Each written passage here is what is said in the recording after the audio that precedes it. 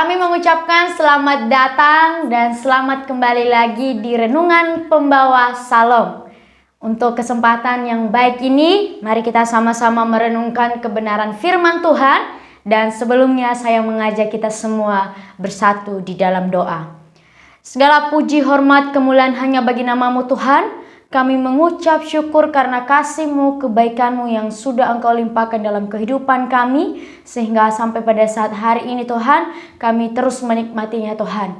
Inilah kami Tuhan, anak-anak-Mu. Kami akan mendengarkan kebenaran firman-Mu. Kiranya Engkau yang memberkati dimanapun kami berada Tuhan. Dan biarlah melalui firman-Mu kami semakin diperbaharui, semakin bertumbuh menjadi terang dan garam bagi dunia ini Tuhan. Terima kasih Tuhan.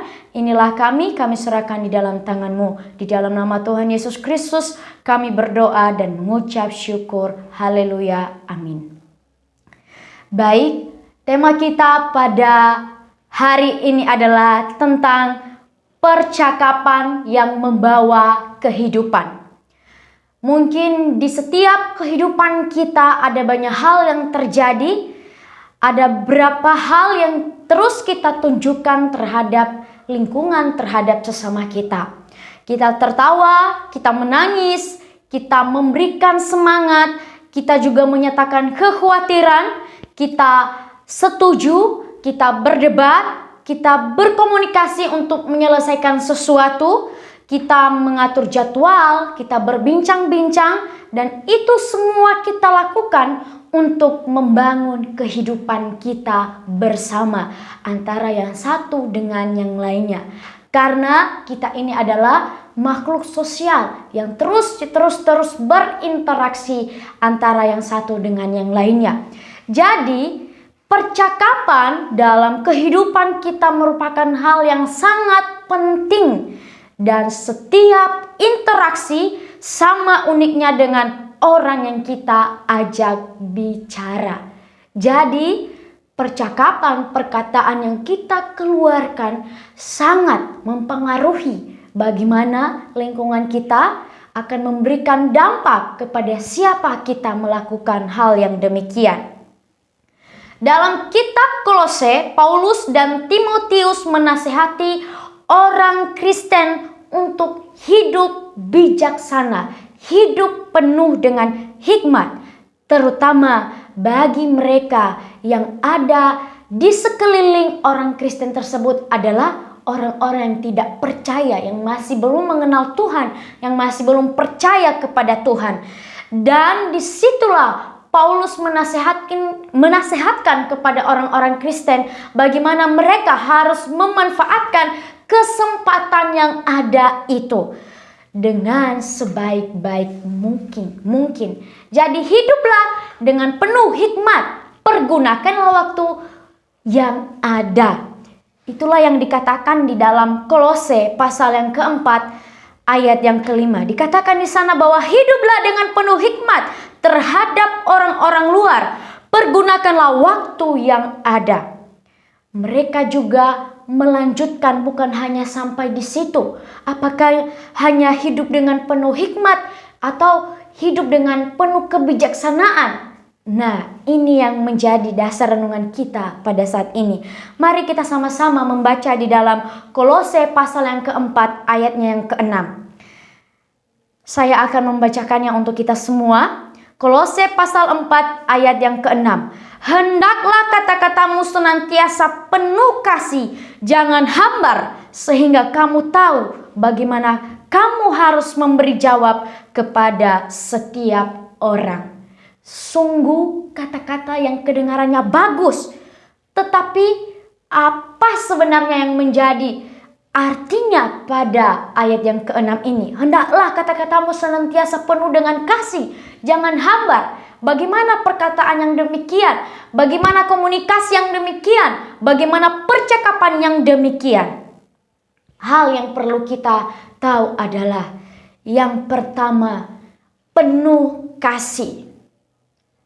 Kalau kita melihat asal-usul dari kasih karunia, itu merupakan sebuah pemberian yang cuma-cuma, yang sebenarnya kita tidak layak menerimanya. Tetapi kita dilayakkan untuk menerima kasih itu oleh Tuhan kita sendiri. Jadi perlu kita tahu bahwa percakapan yang penuh kasih itu juga memberikan dampak bagi kita maupun kepada orang yang ada di sekeliling kita. Jadi walaupun ada orang-orang yang tidak menerima, walaupun orang-orang sulit untuk mengerti, walaupun tidak setuju akan apa yang kita nyatakan melalui perkataan, melalui komunikasi kita, kita masih punya hati untuk terus berkomunikasi dengan baik dengan mereka. Kita masih bisa melakukan percakapan dengan baik dan penuh hormat kepada mereka. Karena di lain sisi kita memiliki kasih. Hendaklah perkataanmu penuh dengan kasih. Sama seperti kita ingin orang lain bersikap ramah kepada kita dalam percakapan, demikian juga kita berlaku demikian. Kasih karunia memberikan kasih, memberikan kebaikan yang tanpa syarat. Apakah tidak mungkin kita melakukan hal yang demikian? Apalagi kita orang-orang yang sudah hidup percaya menjadi orang Kristen. Hal yang kedua adalah tidak hambar. Sering kita digambarkan sebagai garam dan terang. Berbicara tentang garam, itu adalah mineral yang penting yang digunakan untuk pengawetan dan bumbu. Jadi sebagai pengikut Kristus, kita diperintahkan oleh kasih-Nya untuk menjadi pengawet dari kisah hidup Yesus. Dan sambil membagikan, sambil memberitakan bagaimana kabar baik tentang Yesus Kristus itu. Jadi percakapan kita, komunikasi, perkataan kita terhadap orang-orang di sekeliling kita, terutama kepada mereka yang masih belum hidup di dalam Tuhan, itu tidak boleh hambar. Kita dapat menggunakan karakter yang sudah diberikan Tuhan untuk menarik orang lain kepada kasih-Nya. Bagaimana kita bisa menarik mereka di dalam kasih Tuhan ketika perkataan kita saja tidak penuh dengan kasih? Atau sebaliknya, bagaimana kita bisa menarik mereka di dalam kasih Tuhan ketika perkataan kita penuh dengan kehambaran? Maka hendaklah apa yang kita katakan itu penuh dengan kasih. Janganlah hambar. Karena kita ini sudah dipercayakan menjadi garam, menjadi terang, menjadi pembawa berkat untuk memberitakan bagaimana Tuhan Yesus kita. Apakah juga ini berarti kita harus menjadi orang yang selalu menyenangkan orang lain melalui percakapan, melalui perkataan kita? Sungguh tidak. Atau kita harus melakukan semua, atau kita harus tahu semua akan jawaban, sehingga kita bisa memberi jawaban kepada setiap orang seperti yang dikatakan di dalam Kolose pasal 4 ayat yang ke-6. Tetapi bukan hal itu yang perlu kita mengerti. Bukan seperti demikian kita memahaminya. Seperti di dalam 1 Petrus ayat yang ketiga sampai yang ke-15 dikatakan di sana. Dan siap sedialah pada segala waktu untuk memberi pertanggungan jawab kepada tiap-tiap orang yang meminta pertanggungan jawab dari kamu tentang pengharapan yang ada padamu, tetapi haruslah dengan lemah lembut dan hormat. Ini bukan hanya berbicara tentang apa yang kita ucapkan. Oh, saya sudah bercakap tentang kebaikan Tuhan Yesus, tentang Tuhan Yesus, memberitakan tentang kabar baik. Bahkan di setiap percakapan saya selalu menyatakan tentang firman Tuhan. Tetapi bagaimana juga kita menyampaikannya. Dan dalam percakapan kita sehari-hari, kita dapat menghormati Kristus dengan berbicara sopan dan penuh kasih. Jadi mari kita melihat kehidupan kita. Mari kita melihat apakah hari ini setelah selesai kita berbicara kepada seseorang, apakah kita sudah mempertimbangkan bagaimana kita menghormati orang tersebut? Apakah kita sudah mengarahkan mereka kepada Yesus? Apakah kita mengatakan hal-hal yang mungkin tidak terlalu penting? Tidak terlalu penting bagi kita maupun bagi mereka. Mari kita sama-sama. Karena setiap ucapan kita, setiap perkataan kita, komunikasi kita sangat dibutuhkan oleh orang-orang yang berada di sekeliling kita. Maka yang perlu kita keluarkan, yang perlu kita berikan juga kepada mereka adalah hal yang baik. Hendaklah kamu berkata-kata penuh dengan kasih dan jangan hambar. Karena itu sudah menjadi tanggung jawab kita sebagai orang-orang yang sudah mengenal kasih Tuhan. Sebagai orang-orang yang sudah menerima terang dari Tuhan itu sendiri.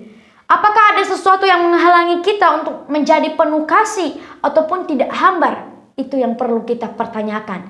Dan hal yang satu yang perlu kita tahu, kita terus menjadi orang-orang yang dipakai Tuhan untuk menerangkan, untuk memberitakan, untuk memberitahukan bagaimana Kristus di dalam kehidupan kita setiap harinya, dalam setiap perkataan kita setiap harinya, sehingga apa yang kita lakukan itu memuliakan Kristus itu sendiri. Demikian saja yang bisa saya sampaikan dalam renungan kita pada saat ini. Semoga kita menjadi orang-orang yang bisa memberikan kebaikan Kristus kepada orang-orang di sekeliling kita. Terima kasih, dan untuk menutup renungan kita pada saat ini, mari kita kembali bersatu di dalam doa. Terima kasih Tuhan, terima kasih Yesus, kami mengucap syukur atas kebaikan-Mu. Kami telah selesai mendengarkan firman-Mu. Kiranya Roh Kudus-Mu yang berdiam di dalam kami terus memimpin kami sehingga kami terus diperbaharui oleh firman-Mu. Kiranya apa yang kami perkatakan itu bisa membawa kehidupan bagi orang-orang yang di luar sana, yang membutuhkan kasih-Mu, yang membutuhkan keselamatan yang daripada Engkau Tuhan. Pakailah kami Tuhan melalui apa yang kami lakukan setiap harinya, melalui apa yang kami perkatakan, percakapan setiap harinya Tuhan. Engkau memakai kami Tuhan, dan kiranya Engkau juga memberikan kami kekuatan, memberikan kami kuasa, dan biarlah Roh Kudus-Mu terus memimpin kami lebih dalam lagi Tuhan. Terima kasih Tuhan, inilah kehidupan kami. Kami terus menyerahkan di dalam tangan-Mu. Kiranya Engkau terus memberkati, menyertai, melindungi kami yang dari dulu, sekarang, dan sampai selama-lamanya. Di dalam nama-Mu kami berdoa dan mengucap syukur. Amin. Sampai kembali lagi bertemu di minggu berikutnya. Terima kasih, Tuhan Yesus memberkati.